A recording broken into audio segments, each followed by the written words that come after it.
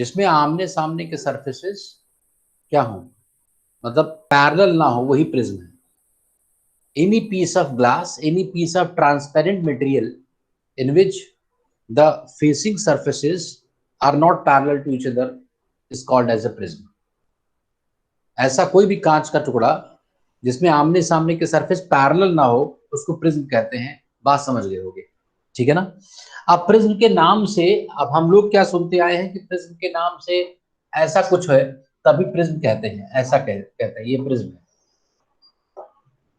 ऐसे triangular base है नीचे, ऐसा बेस बना होता है और उस पर कुछ ऐसा होता है, ये प्रिज्म है। इस टाइप की सरफेस होती है, जिससे पिरामिड होता है ना, गीजा और मिस्र के जो पिरामिड है उस टाइप का होता है।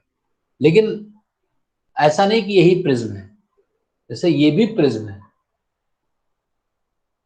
मतलब आमने सामने की सरफेस पैरेलल ना हो, ये भी प्रिज्म है, ये भी प्रिज्म है भाई, कि नहीं प्रिज्म है ये, बोलो। है। अरे इसको तोड़ दो यहाँ से, जैसे मार्केट से प्रिज्म खरीद कर ला रहे थे, इतना टुकड़ा टूट गया, ये इतना टुकड़ा, तो यही नहीं बन जाएगा, मैंने तोड़ दिए थे। तो टूटा हुआ प्रिज्म है। अरे प्रिज्म है मतलब, हाँ सर, हम भी तोड़े हैं सर। प्रिज्म कैसे बना दो, उसमें कोई दिक्कत नहीं है, हेक्सागन बना दो, पॉलीगन बना दो, है ना, ऐसा कुछ भी बना दो जिसमें आमने सामने के सरफेस पैरेलल ना हो, तो उसको हम प्रिज्म कहेंगे, पहली बात। अब मान लो ये कोई ट्रायंगल है, ट्रायंगल का नाम मैंने कह दिया ABC, और ये मान लो कह दिया मैंने MNOP, ऐसे कह दिया। तो जस्ट बताओ कि इसमें एंगल ऑफ प्रिज्म कौन सा है, पहले वाले फिगर में एंगल ऑफ प्रिज्म कौन सा है? BAC sir. है? सर हाँ, वो रे पे डिपेंड है सर, कहाँ से आ रही है। रे पर डिपेंड करेगा, बहुत बढ़िया, है ना।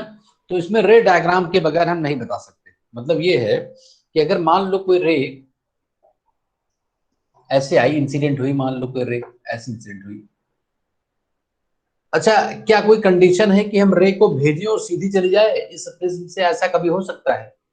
कभी नहीं हो सकता। प्रिज्म से कभी कोई रे अगर आएगी तो डिविएट जरूर होगी, डिविएशन जीरो नहीं हो सकता है, मिनिमम भले हो। नहीं समझे मेरी बात? समझ गए सर। तो डिविएशन जरूर होगा, और डिविएशन जरूर हो इसीलिए तो प्रिज्म की खोज हुई है। प्रिज्म को खोजा ही गया है, प्रिज्म को बनाया ही इसलिए गया है ताकि डिविएशन हो। तो मान लो डिविएशन जीरो हो जाए तो हमारा फायदा नहीं है ना। तो ये रे मान लो इंसिडेंट हुई, ये इंसिडेंट रे है भाई। अब कहां पर, जहां पर इंसिडेंट हो रे, उस पॉइंट को पॉइंट ऑफ इंसिडेंस कहते हैं। तो इस सरफेस के परपेंडिकुलर अगर मैं लाइन ड्रॉ कर दूं, तो ये नॉर्मल कहा जाता है, ये नॉर्मल आ गया। तो नॉर्मल और इंसिडेंट रे के बीच के एंगल को एंगल ऑफ इंसिडेंस कहते हैं। तो ये आई हो गया, इस एंगल पर, इस आई एंगल पर रे आई, है ना।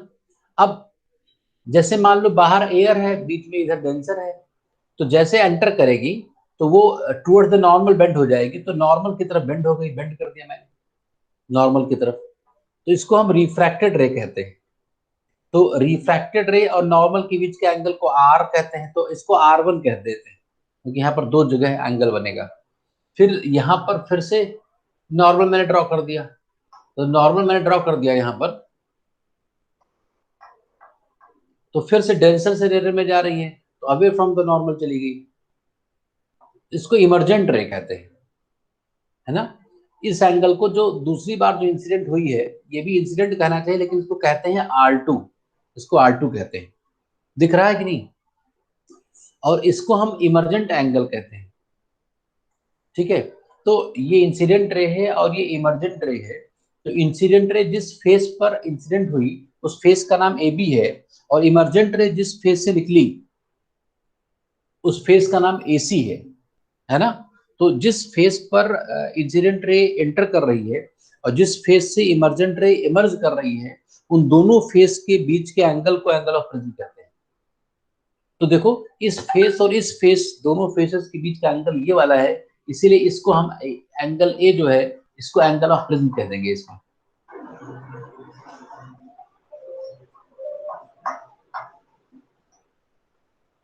समझ के बात को, बोलो। मान लो ये एंगल 80 डिग्री है और ये मान लो 60 डिग्री है, तो ये एंगल ऑफ प्रिज्म कितना होगा? 40 होगा क्या? हेलो हेलो, यस आवाज सर, नहीं आ रही? आ रही सर।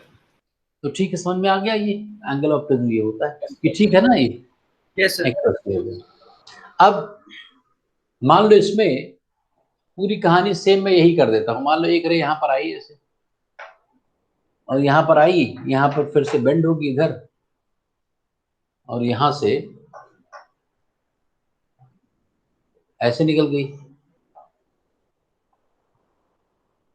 तो ये इंसिडेंट रे है, इमर्जेंट रे है। ये एंगल मान लो 80 डिग्री है और ये 60 डिग्री है, तो बताओ इसका एंगल ऑफ प्रिज्म क्या होगा?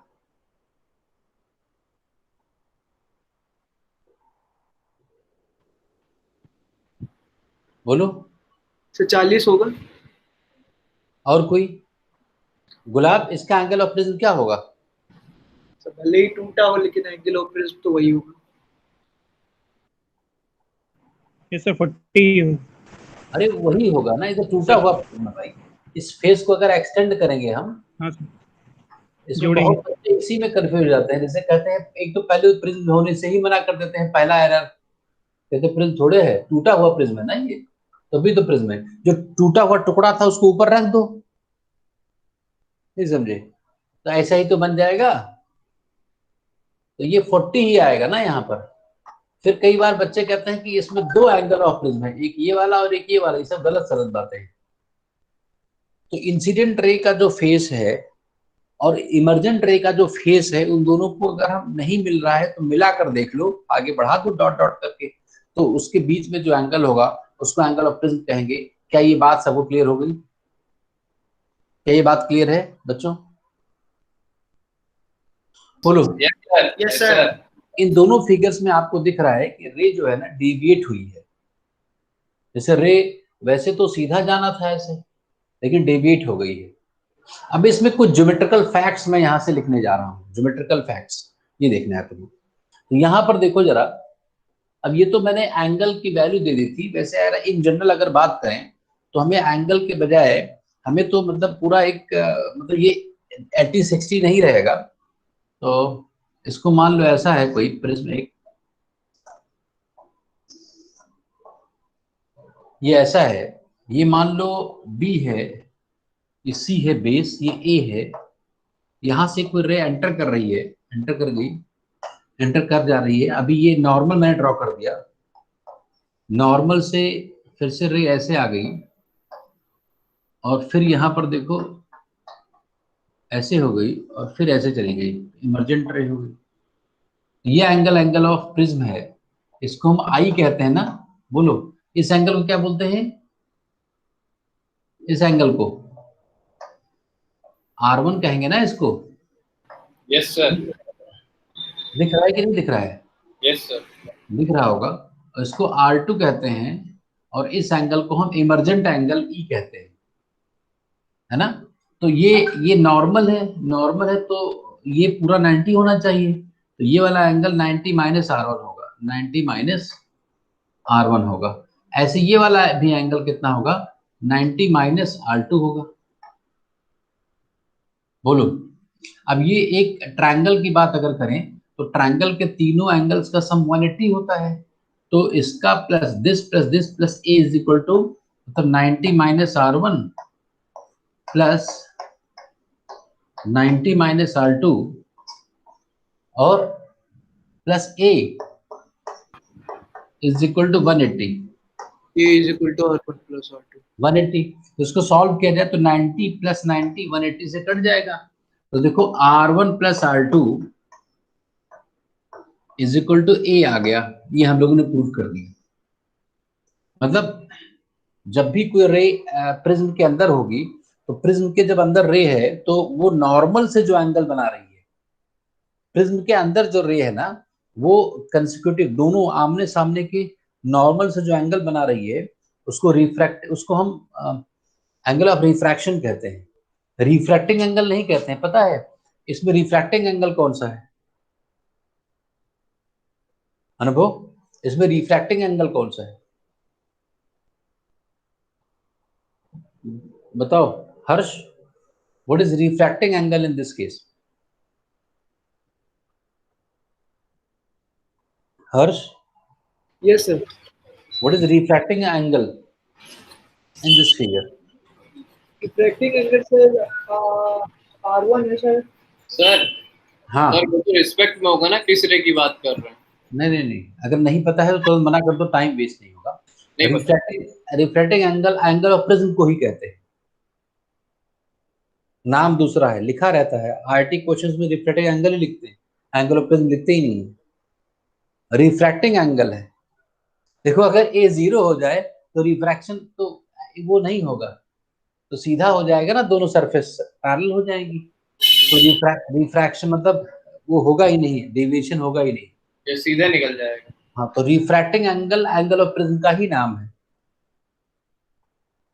तो ये मुझे लग रहा है क्लियर हो गया होगा सबको, ये बेसिक चीजें जो है क्या उनको बोलते हैं, ये क्लियर हो गया होगा। बोलो ठीक है, आगे ये ठीक है कि नहीं बच्चों? कंप्लीट है यहाँ तक बात? Yes, sir. बहुत बढ़िया।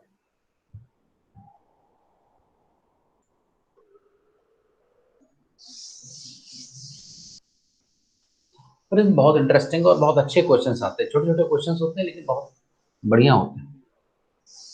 कल नहीं आया कोई प्रिज्म पर क्वेश्चन?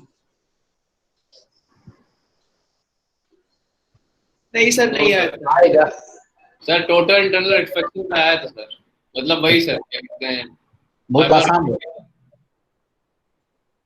बहुत आसान होगा। Yes sir. ये सर बस बताना था कि कौन सा फिनोमिना लगता है. केमिस्ट्री अजीब थी सर थोड़ी। तो फेनोमेना क्या था? Reflection TIR. नहीं, उसको बताना था ना, TIR मतलब क्या था? सर फाइबर पूछा था कि फाइबर ऑप्टिक में ऑप्टिकल फाइबर। हाँ कौन सा फिनोमिना प्रिंसिपल लगता है सर। तुम लोगों ने मैंने जो क्वेश्चन दिए थे कि ये नहीं लग रहा है, अभी टाइम नहीं मिल पाया क्यों गुलाब? एक उसमें वो भी था कॉम्प्रिहेंशन, वो भी दिया था ना होमवर्क में। अरे सर अभी टाइम नहीं मिला, कल आए 10 बजे। ठीक है, तो देखो फिर से मैं ये प्रिज्म ड्रॉ कर रहा हूँ, एक प्रिज्म आपको दिख रहा है, इसमें डिफरेंट जो रेज हैं वो तुम्हें पता है, इसको हम एंगल ऑफ इंसिडेंस कहते हैं आई, इधर आई और ये गई, तो R1 ये R2 और ये E हो गया और ये एंगल ऑफ प्रिज्म हो गया, ठीक है ना, ये ऐसा हो गया। तो इसमें डेविएशन निकालना हमारा मेन ऑब्जेक्टिव है, डेविएशन निकालना। तो ये मान लो एयर है इधर और ये मान लो ग्लास है जिसका रिफ्रेंडेक्स म्यू है और इधर भी एयर है, ये है चीजें। अब इसमें हम ये देखते हैं कि डेविएशन क्या होगा। तो सबसे पहले जो रे आई यहाँ पर, रे यहाँ पर एंटर कर रही है, तो अगर ये मीडियम चेंज ना होता तो ये रे तो सीधी जा रही थी ना ऐसे, अरे रे तो ऐसे चली जाती, रे कभी भी अगर मीडियम चेंज ना हो और नॉर्मल इंसिडेंट ना हो, नॉर्मल इंसिडेंट हो और मीडियम चेंज होगा तो नॉर्मल कोई मतलब ही नहीं है, तो रे सीधी चली जानी चाहिए, तो जानी तो ऐसी चाहिए और जा रही है ये, फाइनली ऐसे जा रही ना ये, यस ये सर। उलट गई, तो इतना घूम गई देखो अपनी जगह से। मतलब अगर हम प्रिज्म का एक सेटअप बना दें तो इस रूम से लाइट हम उस रूम में भेज सकते हैं बिना उसमें लाइट नहीं समझे, जैसे हमारा टॉर्च है मेरे पास और प्रिज्म का सेटअप बना दें तो उसमें लाइट ऐसे भेजेंगे तो वो लाइट उस कमरे में पहुंच जाएगी, बगल वाले में घूमकर पहुंच जाएगी, देखो नहीं समझे? Yes sir. समझ गए। ऐसे पहुंचाना हो, यहाँ से कोई टॉर्च मारे और लाइट, और यहाँ मान लो टारगेट कर रहा हो, यहाँ से कोई टॉर्च यहाँ से रोशनी जला रहा हो यहाँ को देखने के लिए और बीच में तो प्रिज्म रख दो तो तुम इधर कुछ देख लो अपने आप, उसकी लाइट यहाँ चली आएगी, इधर जाएगी नहीं, है ना? तो ये बड़ी इंटरेस्टिंग बात है। फेनमैन कहते हैं कि फेनमैन लेक्चर्स बहुत बढ़िया है ना, पढ़ना नहीं है, पढ़ने से रैंक खराब हो जाएगी। एक बच्चे ने बात नहीं मानी थी तो 2100 रैंक आई थी उसके, अंडर 1000 था वो, मतलब 500 की कम आती रैंक, आईटी की बात मैं कर रहा हूँ, एडवांस की। मैं बीच बीच में उसका नाम बुक कर लेता था। तो वो कहते हैं कि जैसे मान लो ये वो है गन की बुलेट्स हैं और किसी को मारना हो, यहाँ हिट करना हो, तो यहाँ वाला आदमी मर जाएगा। जैसे अगर ऐसा कुछ अरेंजमेंट हो, इसको रे को गन की बुलेट समझा जाए, है ना, तो ये बुलेट तो ऐसे इधर निकलेंगे ना यहाँ। अरे बोलो, तो टारगेट यहाँ करोगे तो यहाँ वाला, और प्रिंसिपल ऑफ रिवर्सिबिलिटी भी है। Yes sir. तो अगर इधर से कोई बैक फायर कर दे ऐसे, तो ये वाला मर जाएगा, जबकि टारगेट वो ऐसे कर रहा है यहाँ कहीं। इसको देखो तो ऐसे फायर यहाँ से किया, तो फायर यहाँ से किया, तो टारगेट तो यहाँ किया ना, और लगी इसको। ऐसे ही इसने टारगेट यहाँ किया तो लगी इसको। तो बड़ा अजीब फेनोमेना है ना। तो इस टाइप से ये निकालते, तो ये डेविएशन हुआ है। हमें सीधा तौर पर सीधा दिख रहा है कि डेविएशन 2 बार हुआ है। एक यहाँ पर हुआ है पहली बार डेविएशन, जैसे एक बार तो रे यहाँ झुक गई है ऐसे ये, और दूसरी बार फिर से ये रे ऐसी आ रही थी, मतलब ये ऐसे जा रही थी। मान लो दूसरी बार ये तो सीधी ऐसी जा रही थी ना रे ये, और फिर यहाँ पर झुक गई ऐसे, तो यहाँ दूसरी बार डेविएशन हुआ है। तो ये पहला डेविएशन हो गया और ये दूसरा डेविएशन हो गया। 2 बार एक ही सेंस में ये घूमी है, तो कुल डेविएशन अगर लिखा जाए तो क्या हो जाएगा, नेट डेविएशन।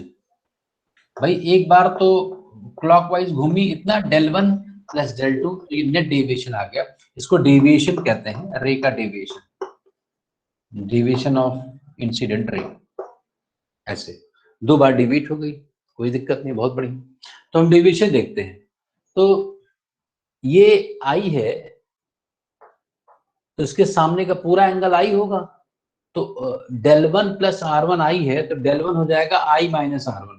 तो del1 की जगह हम लिख सकते हैं क्या, i माइनस r1, ये लिखा जा सकता है del1 की जगह।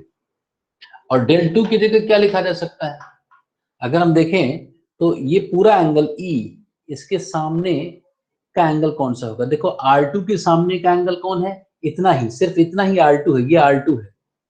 तो R2 plus del2 is equal to E, R2 plus del2 is equal to E है। del2 कितना हो जाएगा, E माइनस R2 ना, ये हो जाएगा। तो पूरा डेविएशन क्या हो जाएगा, दोनों को ऐड कर दें, तो I plus E minus R1 plus R2, तो ये I plus E minus A हो जाएगा, ये डेविएशन। ये डेविएशन का फॉर्मूला आ गया और आराम से कर सकते हैं ऐसा। यहाँ तक कोई डाउट नहीं होना चाहिए, बहुत बेसिक चीजें हैं और बहुत लॉजिकल चीजें हैं, बहुत आसान है। इसलिए जो लॉजिकल है वही आसान है, टफ क्या है, जो इलॉजिकल है, जैसे इसमें याद करना हो वही टफ है। ब्रेन को लॉजिक बहुत पसंद है, लॉजिक से कोई चीज समझा दोगे तो समझ जाएगा। वो झगड़ा हो रहा हो, कोई समझा देता है, बस वो झगड़ा ही शांत हो जाता है, कह रहे मुझे समझाओ ऐसा क्यों किया तुमने, बस समझा देता है, तो ब्रेन समझ गया, बस मान लिया। तो लॉजिक बहुत पसंद है ब्रेन को। तो ये डेविएशन हो गया। अब मेरा क्वेश्चन ये है कि अगर मैं आई बढ़ाऊंगा तो ये बढ़ेगा घटेगा, रामकृष्ण आवाज नहीं आएगी, रामकृष्ण के शायद अनुभव नहीं बोलता है। रामकृष्ण बेटा बताओ कि अगर मैं आई को बढ़ाऊंगा, जैसे डेविएशन है ये, मैं ये पूछ रहा हूं, अगर मैं आई को बढ़ाऊं, इस एंगल ऑफ इंसिडेंट को बढ़ाऊं, तो ये डेविएशन जो है वो बढ़ेगा घटेगा,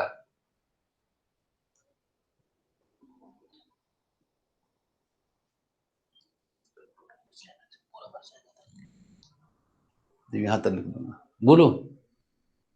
हेलो, नहीं तुम बताओ गुलाब,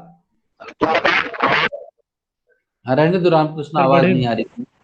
बढ़ेगा ओजस, अगर आई को बढ़ाएंगे तो ये बढ़ेगा। यस सर बढ़ेगा सर, पर सर ई भी तो बढ़ेगा सर। हाँ लेकिन ए तो कांस्टेंट रहेगा। ई कांस्टेंट रहेगा, ई नहीं सर, ए कांस्टेंट है सर, पर ई तो डिपेंड करेगा सर। तो हाँ, तो क्या कहूँ मतलब, यस सर बढ़ेगा, नहीं घट भी सकता है सर, वो तो सर ई पे भी डिपेंड करेगा ना सर, इसी वजह से। E जो है ना वो I का फंक्शन है। नहीं समझे मेरी बात? समझ नहीं रहे हो? देखो जैसे मान लो मैं कह रहा हूं y is equal to x minus Z plus 3, x plus Z minus 3। Z X का फंक्शन है, तो x को बढ़ाऊंगा तो y को बढ़ेगा, पता नहीं, z के बारे में नहीं पता है। मान लो z हो -2x, मान लो, नहीं समझे? यस सर, सर यही बताना हम चाह रहे थे, पर सर हाँ नहीं, मैं समझ गया, तुम्हारी अंतरात्मा की आवाज को मैं समझ गया था। तो z जब तक ये नहीं पता चलेगा कि किसका फंक्शन है, क्योंकि जो e है ना वो हो सकता है i बढ़े और e ज्यादा घट जाए। बोलो भाई, जैसे इसको 40 बढ़ाया या 50 घट गया, तब तो कुल मिलाकर लॉस हो गया ना। बोलो बच्चों, तो हम कुछ नहीं कर सकते। आई के साथ अगर इतना आसान होता कि आई के साथ जो हमारा डेल है वो बढ़ रहा होता, तब तो डिविएशन हम पढ़ते, डिविएशन बहुत डिटेल में पढ़ते हैं, जो ग्राफ लीनियर होता ही नहीं है गुलाब, अगर बढ़ता तो तब तो बात खत्म हो गई थी, टॉपिक खत्म हो जाता। अगर इतना होता कि ये आई बढ़ाने पर डेल बढ़ता तो बस बात खत्म, चैप्टर में इतना ही था, मतलब प्रिज्म में इतना ही था। इसमें दिक्कत ही यही फंस गई। अब क्या फंस गई कि जो है, जो डेल जो आई है ना वो और जो ई है वो फंक्शनल अब हो गए, वो हमें देखना है। तो हम नहीं बता सकते, अगर कोई चीज दो ही वेरिएबल है तभी तो बता सकते हैं कि क्या होगा। बोलो, अगर दो ही वेरिएबल होगा तभी तो बता सकते हैं। बोलो बच्चों। Yes sir. Yes sir. अगर हम यहाँ पर जो वेरिएबल है, ये वेरिएबल दो से ज्यादा यहाँ पर वेरी है, ये भी वेरी कर रहा है, तो मैं डेल के बारे में बता ही नहीं सकता कि क्या होगा। बोलो, ठीक है ना बच्चों? अब देखो बात समझो। तो अब क्या किया जाए? अब अगर मैं पूछ रहा हूं कि इस एंगल ऑफ प्रिज्म, इस प्रिज्म में अगर मैं आई को बढ़ा रहा हूं तो इसके बारे में हम कुछ नहीं कह सकते। कैन नॉट से, मतलब कुछ भी श्योरिटी के साथ नहीं कह पा रहे हैं। मे भी है ना, इस ये मे इंक्रीज और मे डिक्रीज, ये बढ़ भी सकता है और घट भी सकता है, ये हमें नहीं पता है। तो हम करें क्या? देखो बात समझो। एक काम मैं कर रहा हूं, देखो बात समझना, मैं स्नेल्स लॉ फर्स्ट फेज पर लगा रहा हूं। I am going to apply Snell's law at first refraction, at first phase, first phase Snell's law लगाने जा रहा हूं। तो क्या होगा? इसमें फर्स्ट फेज पे बाहर एयर है, यहां पर रिफ्रैक्शन हो रहा है, तो स्नेल्स का नियम ये है कि जिस मीडियम में रे हो उसका इंडेक्स इनटू उस मीडियम में जो रे है वो नॉर्मल से जो एंगल बना रहे उसका साइन। तो बाहर एयर है तो उसका इंडेक्स 1 है, तो 1 into sine I is equal to, जिस मीडियम में, फिर इस मीडियम में यही काम करो, तो अब इस मीडियम में अगर आ गया तो इस मीडियम में क्या होगा? Mu into sine R1। तो यहां से R1 क्या आ गया बताओ? R1 क्या आ गया? अच्छा, साइन R1 क्या आ गया बताओ? 1/म्यू साइन आई आया कि नहीं? बोलो, ये आ गया। तो R1 कितना आ गया? R1 sine inverse 1/म्यू sign I, ये R1 आ गया। तो R2 क्या आ गया? R2 R1 plus R2 A होता है, तो A माइनस R1 आ गया। नहीं समझे? अरे बोलो बच्चों। Yes sir. यही तो अब हम E के लिए अगर लगाएं, हमारे पास R2 आ गया, फिर स्नेल्स लॉ लगाने जा रहा हूं मैं इस पॉइंट पर, तो क्या होगा? Mu sine R2 is equal to 1 sine E। तो ऐसा लिखने पर हमारे पास साइन R2 क्या आ गया? साइन R2 देखो क्या आ गया? Sine R2 comes out to be 1/म्यू साइन E। या E हमें लिखना है, हमें ये नहीं लिखना है, हमें E ही निकालना है। तो ई क्या आ जाएगा, देखो साइन ई क्या आ जाएगा, साइन ई आ जाएगा म्यू, है ना, mu sine R2, sign R2, और R2 क्या है, a माइनस R1, तो R2 की जगह हो जाएगा a माइनस, और R1 की जगह क्या हो जाएगा, ये पूरा जो लिखा हुआ है, क्या लिखा हुआ है, साइन इनवर्स, ये कहीं और लिख देता हूं मैं, यहाँ नहीं आ पाएगा। तो अब देखो, अब बात ये है ना कि हमारे पास सारी चीजें हैं, हमारे पास यहाँ पर ई भी आ चुका है, यहाँ से ई अगर देखें तो ई आ गया है कितना, sine inverse mu sine R2, mu sine R2 ये आ चुका है, तो ई यहां से आ गया है, तो ई को हम यहाँ छाप देंगे इस जगह पर। तो अब देखो बड़ी इंटरेस्टिंग बात आ जाएगी, इंटरेस्टिंग बात क्या आ जाएगी कि अब हमारे पास जो डिविएशन आ गया ना, डिविएशन वो कितना हो गया, आई, आई क्या है, आई तो आई है, प्लस ई कितना है, ई है साइन इनवर्स, तो ई है sine inverse mu sine R2, और R2 कितना है, a माइनस R1, तो साइन, यहां पर बड़ा ब्रैकेट लगा दें, साइन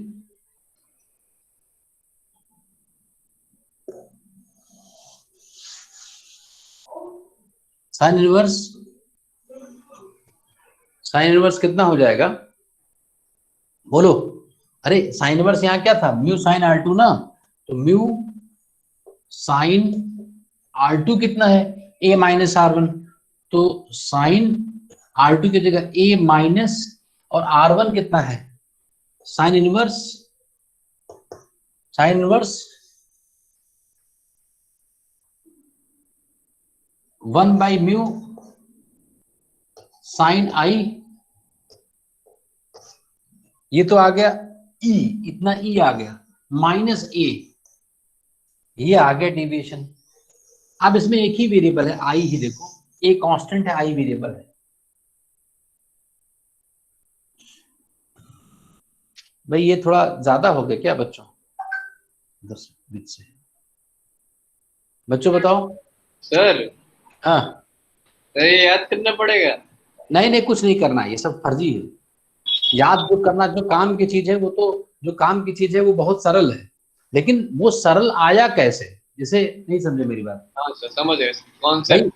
जिसने जिसने ये करा सरल, उसको कठिन काम करना पड़ा होगा, नहीं तुम्हें तो सरल मिल रहा है, यस सर। तो सरल तुम्हें दिख रहा है, लेकिन जिसने वो सरल बनाया उसको ये सब काम करना पड़ा होगा। बेटा वीडियो ऑफ कर लो, अरे ये बात समझे कि नहीं, जल्दी करो, अरे बोलो, ये बात समझे, यस सर। ये इसमें, अब इसमें क्या दिक्कत आ गई, इसमें दिक्कत ये आ गई, अब इसमें फायदा क्या है, इसका फायदा ये है कि अब हमें क्या काम करना है, जाओ तुम यहां से, तो अब ये फायदा ये है कि इस वाले फंक्शन में, इस वाले फॉर्मूले में क्या था, इसमें आई भी वेरिएबल था, ई भी वेरिएबल था, तो इसमें राइट हैंड साइड में 2 वेरिएबल्स थे। इसमें फायदा ये है ना कि इसमें राइट हैंड साइड में एक ही वेरिएबल है, ये तो साइन इनवर्स फंक्शन है, म्यू कांस्टेंट है, साइन फंक्शन है, ए कांस्टेंट है, इनवर्स फंक्शन है, म्यू कांस्टेंट है, साइन आई, यहाँ आई मिला कि नहीं, तो यहाँ पर आई, यहाँ पर आई, और एक कांस्टेंट है, तो अब राइट हैंड साइड में जो इक्वेशन मैंने लिखा है वो क्या है, वो उसमें आई का फंक्शन है, तो कुल मिला के हमें अब ये जो डेरिवेशन मिल रहा है उस सिंगल वेरिएबल के फंक्शन में मिल रहा है। Yes sir. लेकिन अब दिक्कत ये हो गई कि अब ये कॉम्प्लिकेटेड बहुत है, अब ये समझ पाना कि आई बढ़ाऊंगा तो इतना सब क्या होगा, ये बड़ा मुश्किल काम है, नहीं समझे, समझे कि नहीं बच्चों, समझ तो गए सर। हाँ, तो अब इसका कंक्लूजन क्या है, जैसे हमें ये सब जरूरत नहीं है, ये तो मुझे करने के, टीचर के लिए ये सारा है, ये बच्चों के लिए नहीं है, लेकिन बच्चे जैसे जान जाए तो अच्छा ही है ना। जैसे ये मैंने करके देखा था एक बार, मैंने सोचा कि चलो लिखते हैं कि इसका मैक्सिमम मिनिमा ही तो निकालना है, भाई हमें यही तो पता करना है, बढ़े इंक्रीजिंग डिक्रीजिंग फंक्शन का तो पता करना है, तो फंक्शन तो आइडेंटिफाई करना पड़ेगा ना हमें। तो फंक्शन मैंने लिख लिया ये। अब देखते हैं कि इंपॉर्टेंट कंक्लूजन्स क्या है। तो अब देखो ध्यान से, इसकी बाद की चीज बहुत इंपॉर्टेंट है। ये तो जान लो, ऐसे मैं अपने लिए रिवाइज कर रहा था, लेकिन तरीका यही है प्रॉपरली। इतना सबने लिख लिया है क्या? सबने लिख लिया बच्चों?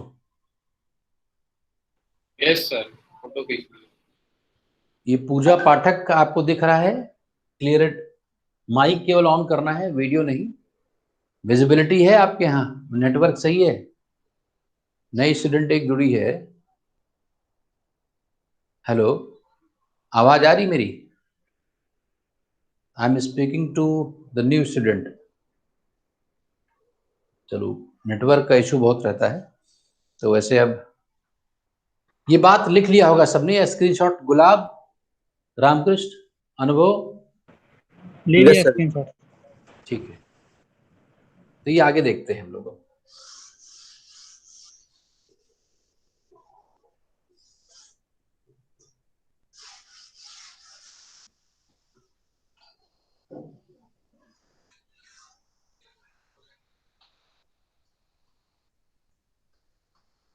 Yeshi, yes sir. इसमें अभी घबराने की बात नहीं है, ये सब बहुत आसान है। ये तो वैसे ही प्रॉपर प्रोसीजर ये है कि हमें कैसे पता चला इसका लिखने का ये है सब, इसलिए मैंने लिखा था। बाकी अभी सब कुछ बहुत आराम से हम देख लेंगे। अब ये जो मैं इंपॉर्टेंट पॉइंट्स लिखने जा रहा हूं ना, ये तुम्हारे एग्जाम में सीधे आएंगे प्रिज्म के ऊपर। जो इंपॉर्टेंट पॉइंट्स हम डिस्कस करेंगे ना अभी, वही एग्जाम्स में आएंगे सीधा। इसमें पहला पॉइंट क्या है? पहला पॉइंट है कि deviation as a function of I यहां पर लिखा हुआ है। तो अगर इसको कोई डिफरेंशिएट करे, जैसे मैक्सिमम मिनिमा निकाले, तो इसमें डेल जो आ जाएगा वो कुछ ऐसा आ जाएगा जो भी हम लोग लिखने जा रहे हैं। अब हम प्रेडिक्ट कर सकते हैं कि अगर हम आई को बढ़ाएं, चेंज करें, तो जो हम आई को बढ़ाएं, आई को चेंज करें, तो जो डेविएशन है, रे डेविएट कितनी ज्यादा होगी, इसको निकालने की बात हम लोग करेंगे। किसी प्रिज्म में, जैसे प्रिज्म यहाँ पर मैं बना दूं, अगर कोई प्रिज्म बना हुआ है तो हम लोग को ये पता करना है कि इस प्रिज्म में, नो व्यू, यहाँ नहीं, यहाँ नहीं, जाओ तुम्हें क्या यार काम है यहाँ?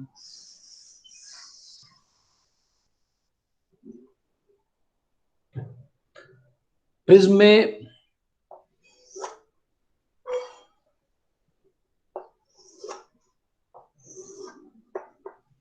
ये एक रे आ रही है, ये इंसिडेंट रे हुई है ना, यहां पर नॉर्मल है, यहां से कुछ बेंड हुई है, फिर एक नॉर्मल मिला, और फिर ये बेंड हो गई, 2 बार बेंड हुई है। तो कुछ यहां झुक गई पहली बार, इसको जाना तो ऐसे था, तो पहले यहां झुक गई कुछ, और फिर यहां पर फिर ऐसे जाना था सीधा, फिर से झुक गई। तो कुल 2 बार इसका झुकाव हुआ है, इसको एंगल ऑफ प्रिज्म कह दिया जाए। तो नेट डेविएशन जो हम लोगों को लिखना था, वो नेट डेविएशन कितना था, चाहे ये लिखें, या नेट डेविएशन कितना आया था, आई प्लस ई माइनस ए। कोई भी रे अपने पाथ से कितना झुक जाएगी, कितना विचलित हो जाएगी, विचलन कहते हैं, डेविएशन कहते हैं। तो जो कोई भी रे अगर प्रिज्म पर आएगी, तो जो एंगल ऑफ इंसिडेंस है और जो एंगल ऑफ इमरजेंस है, इस पर निकल रही है, ये ई है, बता दिया करो तुम लोग, ई, ये R2 है ना। तो अरे ई नहीं है, ई तो पूरा होगा ये, है ना, ये पूरा ई है। तो जिस एंगल पर रे एंटर करे प्लस जिस एंगल पर रे निकले माइनस ए, इतना अगर कर दिया जाए तो एंगल ऑफ डेविएशन आ जाएगा। तो इस फॉर्मूले को इस फॉर्म में लिखने के बाद हमें ये पता चल जाएगा कि डेविएशन वेरी कैसे करेगा, वेरिएशन ऑफ ऐसे करके। तो अगर हम देखें इसको अगर हम ग्राफ प्लॉट करें, तो इस फंक्शन का अगर तुम लोग गूगल में और कंप्यूटर में इस फंक्शन को लिख पाओ और एंटर करोगे, तो एंटर करने के बाद एक ऐसा ग्राफ मिलेगा। तो हम ये देखना चाहते हैं कि जब हम आई को चेंज करेंगे, मतलब ये एंगल जब चेंज किया जाएगा, ये वाला एंगल, तो जब एंगल ऑफ इंसिडेंस चेंज किया जाएगा तो रे ज्यादा डिविएट होगी अपने पाथ से कि कम होगी, इसको समझने के लिए या तो ये फॉर्मूला याद करो, ये कर नहीं पाओगे, या तो एक ग्राफ याद रखो। अगर एक ग्राफ याद रहेगा तो वो ग्राफ से तुम कुछ भी बता सकते हो इसके बारे में। क्या है ग्राफ? देखो, मैं deviation versus angle of incidence के बीच में ग्राफ ड्रॉ कर रहा हूं। रे को इंसिडेंट करा सकते हो भाई, तुम्हारे बस में क्या है, तुम्हारे कंट्रोल में क्या है, तुम्हारे हाथ में है रे को इंसिडेंट कराना। तुम रे को इंसिडेंट कराओगे और रे उधर से निकलेगी। तो इंसिडेंट करने और निकलने के प्रोसेस में वो अपने पाथ से कितना विचलित हो जाएगी, कितना झुक जाएगी, इसको समझने के लिए एक ग्राफ तुम्हें जरूर याद रखना पड़ेगा। तो क्या याद रखना पड़ेगा? देखो, इसमें एक ग्राफ ऐसा कुछ आता है, ऐसा कुछ ग्राफ आएगा। ऐसा ग्राफ देखा होगा तुम लोगों ने, देखा होगा ऐसा ग्राफ होता है। अरे बोलो, देखा है ना ऐसा प्रिज्म में ये graph, deviation versus angle of incidence? देखा है सर, इग्नोर कर दिया था। हाँ, तो ये जो है ये इंसिडेंट और इसके बीच का एंगल है। पहली बात तो ग्राफ के बारे में हमें, तो पहला पॉइंट ये है कि लीनियर नहीं है। मतलब ऐसा नहीं कहना है गुलाब कि आई बढ़ेगा तो ये बढ़ेगा या आई घटेगा तो ये घटेगा। अरे मेरी बात समझो, मैं बहुत सिंपल एग्जांपल देता हूँ। ये बताओ गुलाब, ये बताओ गुलाब, माइक ऑन करो।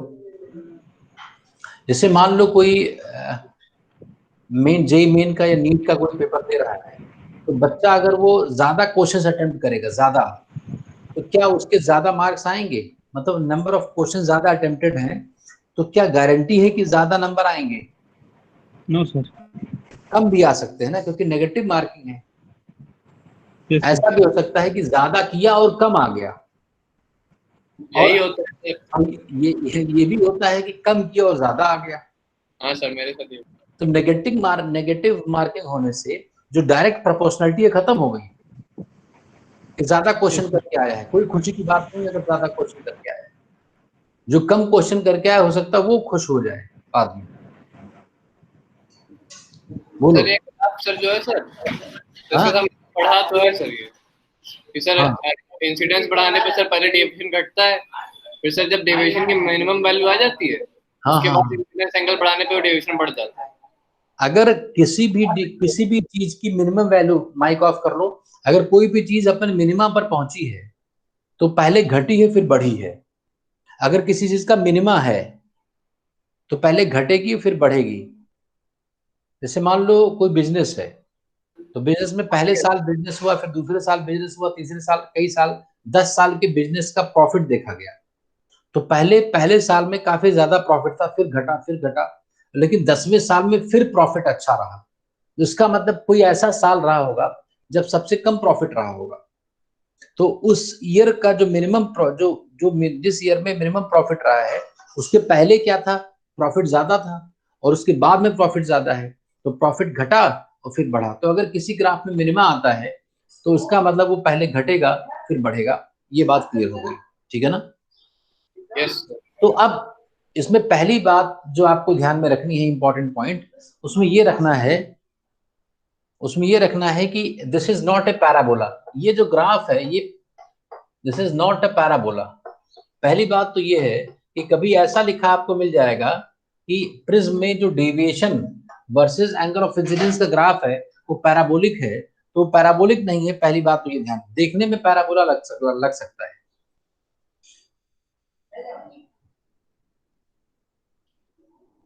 तो देखने में पैराबोला लग सकता है लेकिन पैराबोलिक ग्राफ नहीं है, ठीक है कि नहीं? बोलो, ये बात समझ गए?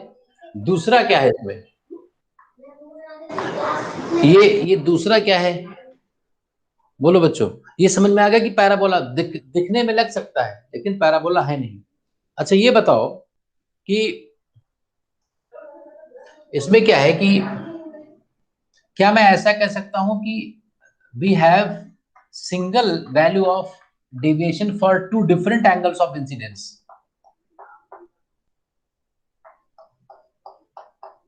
जैसे मैं I1 एंगल पर रे को भेजूं तो डेविएशन मान लो इतना हो गया, ये डेविएशन है, ये डेविएशन आ गया, और I2 पर भेजूं तब भी तो डेविएशन उतना ही है ना। अरे बोलो बच्चों, इस I1 पर इस एंगल पर डेविएशन जो है वही I2 पर भी तो डेविएशन है। तो we can have two different angles of incidence for single deviation. मतलब ये है कि मैंने 30 डिग्री पर इस एंगल को, इस रे को भेजा 30 डिग्री पर, तब भी मान लो रे 40 डिग्री डिविएट हो गई, 40 डिग्री, और 60 डिग्री पर भेजा तब भी 40 डिग्री डिविएट हुई। मतलब ये एग्जांपल है, याद नहीं करना है। तो ऐसे दो लेकिन मिनिमम वाले पे नहीं होगा ना सर? हो सकता है, मैंने कहा वी मे हैव, मैंने ये नहीं कहा कि वी विल हैव, नहीं समझे। मैंने कहा we may have two different angles of incidence at which angle of deviation will be equal. ऐसा हो सकता है कि 30 डिग्री पर मैंने रे को भेजा, मतलब टॉर्च ऐसे जलाया, तब रे घूमी जितनी घूमी, और किसी और एंगल पर टॉर्च रखा तब भी उतनी घूमी। ये बात समझ में आ गई कि नहीं? तो for two different angles of incidence, for two different, यही सब आएगा एग्जाम में, different angles of incident, angle of incidence, we may have, हमेशा नहीं होगा, we may have one value of deviation, single value of deviation। बोलो, ऐसा जरूरी नहीं है कि ऐसा हो, लेकिन ऐसा हो सकता है। यहां पर नहीं होगा ना, यहां पर। अच्छा बोलो बच्चों, ठीक है ना कि नहीं है? अरे बताओ। हेलो। अच्छा मैं एक एग्जांपल ले रहा हूं, उसे तीसरी बात वहां से हम लोग क्लियर करेंगे। एग्जांपल ले रहा हूं, मान लो किसी रे को मैंने 30 डिग्री पर भेजा, 30 डिग्री पर, है ना, और वो रे इमर्ज हुई मान लो 40 डिग्री पर, और एंगल ऑफ प्रिज्म मान लो 20 डिग्री है, 20 डिग्री। तो बताओ डेविएशन कितना होगा? मैंने 30 डिग्री पर भेजा, ये फॉर्मूला देखना है। मैंने 30 डिग्री पर भेजा, तो 30 डिग्री पर रे गई और 40 पर इमर्ज हुई, और ए 20 है, तो इस फॉर्मूले में रखें तो डेल कितना आएगा? अरे आई की जगह 30 प्लस 40, 70 माइनस 20, 50 आ गया, 50। तो डेविएशन आ गया। अब मान लो, ये तो एक बात हो गई। अब दूसरी बात, आई मैंने 40 रख दिया, आई 40 रख दिया, और ई को 30 कर दिया, तो ए फिर वही है 20। तब बताओ डेविएशन कितना होगा? सर ये तो सर वही बात होगी ना सर। वही बात होगी, यही तो बताना था मुझे। देखो जरा, जब आई 30 था तब डेविएशन 50 था, और जब आई 40 है तब भी डेविएशन 50 है। मतलब दो अलग अलग एंगल ऑफ इंसिडेंस के लिए हमें सेम डेविएशन मिल रहा है, यही ग्राफ भी कह रहा है मिल सकता है। नहीं समझे बात? समझ गया सर। लेकिन उसमें ये चीज ध्यान रखना है कि पहली बार देखो, ये I1 हो गया, मान लो ये I1 मैंने कह दिया, ये I2 कह दिया, तो ये E1 था, ये E2 था। बात समझना। तो अगर सेम डेविएशन आ रहा है, तो जो पहली बार में जो एंगल ऑफ इमर्जेंस है वो दूसरी बार का एंगल ऑफ इंसिडेंस है। Yes sir. और जो पहली बार का एंगल ऑफ इंसिडेंस है वो दूसरी बार का एंगल ऑफ इमर्जेंस है। मतलब I1 E2 के बराबर है। जैसे मान लो मैं यहाँ I1 I2 लिखा है, तो I1 जो है वो E2 के बराबर है, और I2 जो है वो E1 के बराबर है। नहीं समझे बात? अरे देखो जरा। यस सर, समझ गए। जब जैसे मान लो दो अलग अलग एंगल्स पर हमें सेम डेविएशन मिल रहा है, तो जो पहले एंगल पर मैंने इंसिडेंट कराया था तो वहां पर रे इमर्ज हुई होगी, भाई जाएगी तो निकलेगी भी। तो पहली बार जो एंगल इंसिडेंट हुई उसको अगर I1 कह दूं, और पहली बार में जो निकली उसको अगर मैं E1 कह दूं, और दूसरी बार में जो इंसिडेंट कराया उसको अगर I2 कह दूं, और सेकंड बार में जो निकली वो अगर मैं E2 कह दूं, तो रिलेशन ये है ना कि सेम डेविएशन आने के लिए जरूरी ये है कि पहली बार में जो एंगल ऑफ इंसिडेंस है वो दूसरी बार के एंगल ऑफ इमर्जेंस के इक्वल होगा। और पहली बार में जो एंगल ऑफ इमर्जेंस है वो दूसरी बार के एंगल ऑफ इंसिडेंस के इक्वल होगा। सुन लो ध्यान से, क्वेश्चन ऐसा आएगा कि एक रे को मैंने 30 डिग्री पर भेजा, 40 डिग्री पर निकली वो ray, angle of prism 20 degree है। क्वेश्चन आ गया कि if a ray gets incident at an angle of 30 degree and it get emerges at an angle of 40 degree in a prism having angle of prism 20 degree, then for the same deviation angle the angle of incidence may be, क्या होगा? Question ऐसे आएगा, बहुत दिखने में बहुत आसान है। क्या बोलोगे? अगर 30 डिग्री पर रे गई और 40 डिग्री पर निकली तो फिर से उतना ही डेविएशन पाने के लिए हमें दूसरी बार कितना एंगल ऑफ इंसिडेंस करना पड़ेगा? इसके बाद कुछ नहीं दिखाया गया। दूसरी बार सेम एंगल ऑफ इंसिडेंस पाने के लिए हमें कितने डिग्री पर इंसिडेंट कराना पड़ेगा? 40। तो इसी में आंसर छुपा है। नहीं समझे मेरी बात? इतने से ही काम हो जाएगा। जो पहली बार में जो रे निकल रही थी जितने एंगल पर, उतने ही एंगल पर रे को अगर फिर से इंसिडेंट करा दिया जाए तो अब यहां से निकल principle of reversibility, principle of yes sir reversibility. अगर 30 डिग्री पर रे गई थी, 40 पर निकली थी, तो 40 पर आएगी तो 30 से निकलेगी भाई। उधर से देख लो तुम। नहीं समझे बात? समझ गए सर। तो कहने का मतलब यह है कि यहीं पर क्वेश्चन ऐसा आएगा कि अगर 30 डिग्री पर एंगल ऑफ एक रे को इंसिडेंट कराया गया और उसका डेविएशन कुछ हुआ और इमर्जेंस एंगल गिवन है। नहीं समझे? नहीं गिवन है तो निकाल भी सकते हो। जैसे मान लो I और A और डेविएशन दिया होता 50 तो E आ जाएगा ना 40। तो पूछेंगे कि दूसरी बार एंगल कितना रखा जाए, इंसिडेंट का एंगल, ताकि सेम डेविएशन हो। तो जो पहले का E था वही दूसरे का I होगा। ये बात क्लियर हो गई सबको? क्या ये बात क्लियर हो गई? बोलो बच्चों सारे। Yes sir. तो मेरा ये कहना है कि भाई अगर एंगल ऑफ इंसिडेंस बढ़ाओगे तो बढ़ाते रहोगे तो डेविएशन कम होता जाएगा, कम होता जाएगा, कम होता जाएगा। मान लो मैं इस रूम से मेरे रूम, जिस रूम में मैं पढ़ा रहा हूँ, इसके बगल में भी एक रूम है और मैं यहाँ से टॉर्च की रोशनी, ऐसे प्रिज्म रखा हुआ बड़ा सा, और मैं यहाँ से प्रिज्म के किसी फेस पर मैं एंगल ऑफ इंसिडेंस लाइट को इंसिडेंट करा रहा हूँ, तो वो घूम रही है। फिर मैंने एंगल ऑफ इंसिडेंस को बढ़ाया तो वो कम घूमी, जो लाइट गई वो कम घूमी। फिर मैंने और बढ़ाया आई तो और कम घूमी। फिर एक ऐसा एंगल आएगा जिस एंगल पर वो सबसे कम घूमेगी।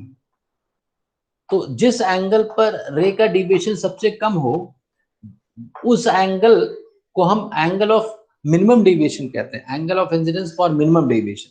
तो मान लो इसको मैंने आई मिन कह दिया या आई कह दिया या आई नॉट कह, जो भी कह दिया। इस आई पर सबसे कम डेविएशन है। देखो इस ग्राफ का मिनिमा यहाँ पर आ रहा है, तो इसको हम क्या कहते हैं? Minimum deviation. इसको मिनिमम डेविएशन कहेंगे इस पॉइंट पर। तो इसके नीचे ग्राफ गया ही नहीं।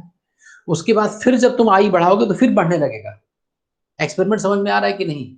पहले मैंने ज्यादा एंगल पर इंसिडेंट कराया तो रे घूम रही थी, ज्यादा घूम रही थी। फिर मैंने सोचा कि लो और घुमाऊं, तो जब और घुमाने के लिए मैंने आई को बढ़ाया तो कम हो गया घूमना, उसका रे कम घूमी। फिर मैंने और बढ़ाया तो और कम हुआ, और बढ़ाया तो और कम हुआ। फिर एक टाइम के बाद फिर बढ़ने लगा। तो एक टाइम ऐसा आया होगा जब सबसे कम रे डेविएट हुई होगी, तो वो हमारे पास ये यहाँ से मिल जाएगा। अब ये होगा कैसे? ग्राफ का मिनिमा कैसे निकालेंगे? तो किसी ग्राफ का मैक्सिमा मिनिमा निकालने के लिए, जैसे मुझे इसका मिनिमा निकालना है ना, तो अगर मैं एडवाइजेबल तो नहीं है, लेकिन अगर इंटरेस्ट हो तो इसको डिफरेंशिएट करके देखना। D of this over D del over D I is equal to 0 रखना, तो एक कंडीशन आ जाएगी। तो मिनिमम डेविएशन की कंडीशन क्या आ जाएगी? देखो सर बहुत ज्यादा बेकार इक्वेशन है। हाँ बहुत बहुत, लेकिन जिसने किया होगा। नहीं समझे? मैं बेकार तो सर DI के रिस्पेक्ट में करना है ना? हाँ, आई अभी करना नहीं तुम लोगों को। मैं कह रहा हूँ मैं कर चुका हूँ, मैं तुम्हें बता दूंगा, करना नहीं है तुम लोग। अब ये देखो, ये इंपॉर्टेंट पॉइंट, जो ये बात क्लियर हो गई शायद। Excuse me, sir. हाँ बोलो। सर ये सारा प्रोसेस सरफेस एसी पर ही होगा।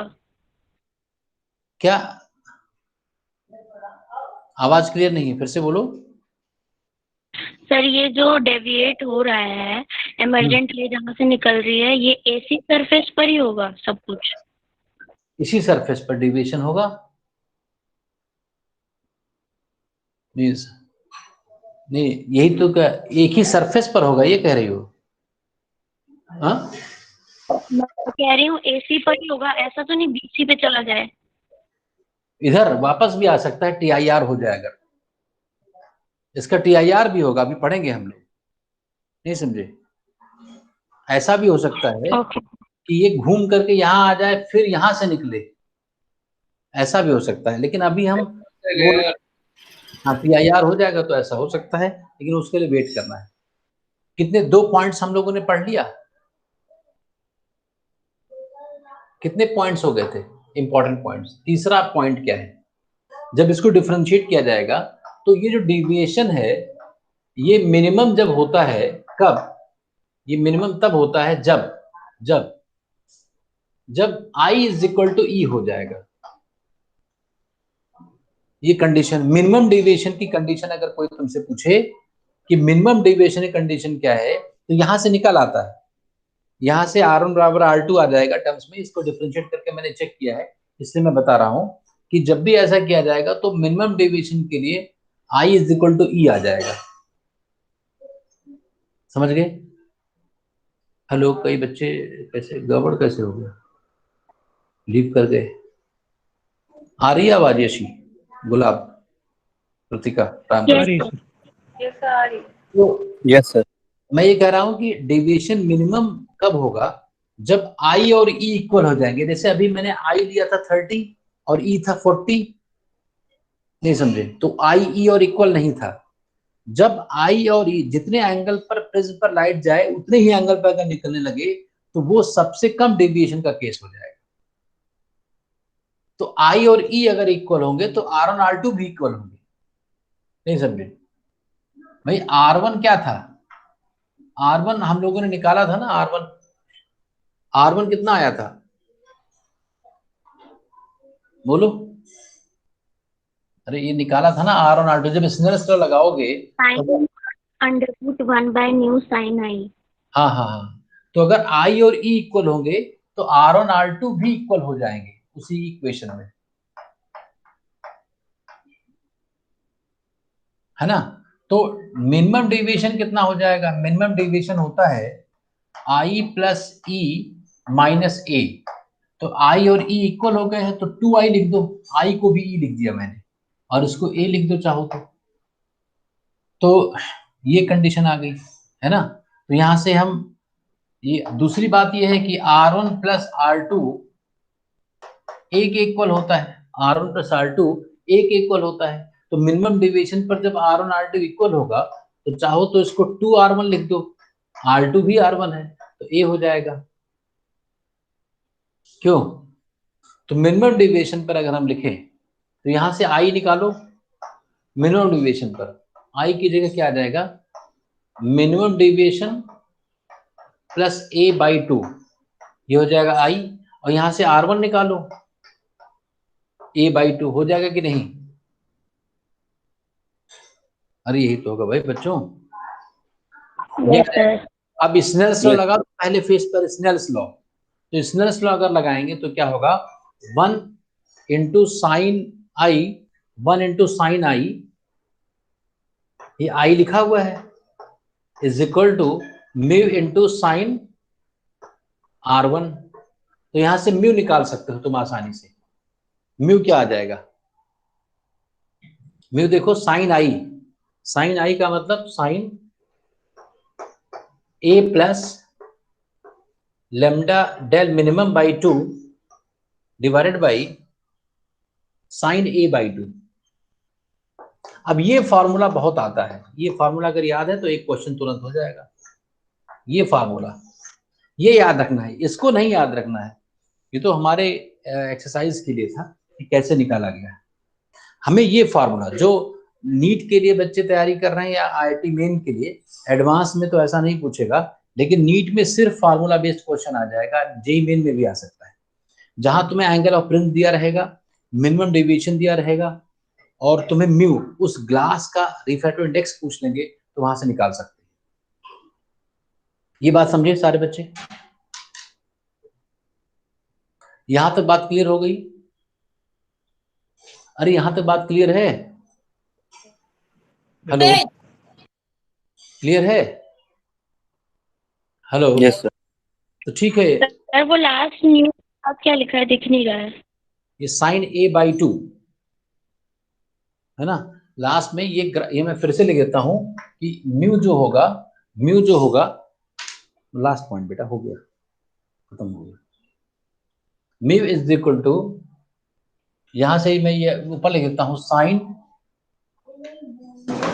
a plus minimum deviation by 2 divided by sine a/2। ये फॉर्मूला अगर याद रखने से नीट के बच्चे तुरंत इसमें हो जाएगा, इसी पर क्वेश्चन आएगा, सिर्फ इसमें छापो और आंसर दो। तो भाई दो तरीके हैं, एक तो हम ऐसे सीधा याद कर लें चीजों को, और जब भी हम निकाल लें फटाफट, इसमें कोई जरूरत है ही नहीं है। बोलो, ये फॉर्मूला है, लेकिन समझ जरूरी है। अगर मान लो कोई थोड़ा डिफिकल्ट या घुमा दिया क्वेश्चन, तब भी तुम्हें जानना जरूरी है। तो आज के लिए बच्चों इतना ही, फिर हम लोग, अभी मैं आपको होमवर्क नहीं दे पा रहा हूँ इसमें, क्योंकि टॉपिक कंप्लीट नहीं हुआ है, थोड़ा सा और आधे घंटे का बचा हुआ है, तो नेक्स्ट क्लास में हम लोग पढ़ेंगे, ठीक है ना? Okay, thank you. लिख लो सारे, लिख लिया? अरे लिख लिया? Yes yes sir. ओके,